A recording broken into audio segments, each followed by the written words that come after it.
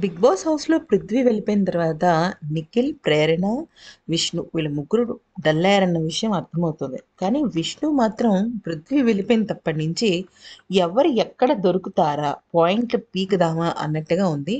ముఖ్యంగా గౌతమ్‌కి తను చేస్తున్న తనకి విషయంలో జరిగిన హర్టింగ్ విషయాన్ని మొత్తం అంతా డిస్కస్ చేసింది. అంటే నువ్వు ఇంటరాక్షన్‌ని తగ్గిచ్చేసావు. నువ్వేదో సెల్ఫ్ గేమ్ ఆడాలి, సెల్ఫ్‌గా చూపించుకోవాలి అని చెప్పేసి చెప్పడం జరిగింది అంటూ మాట్లాడింది.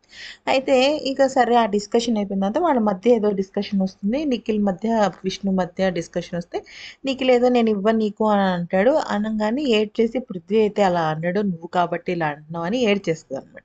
ఏడ్చేసి తన దగ్గరికొచ్చి ఇలాగా దగ్గరికి తీసుకొని ఏమంటాడంటే అరే విష్ణు నేను జోక్‌గా అన్నానురా. ఒరేయ్ ప్లీజ్ రా అని చెప్పేసి తనని పాపం బుజ్జగిస్తాడనమాట.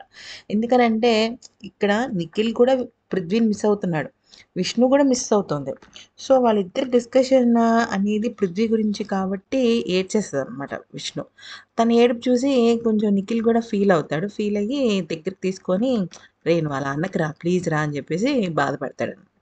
సో, వీళ్ళిద్దరి క్యూట్ బాండింగ్ బావుందనిపించింది.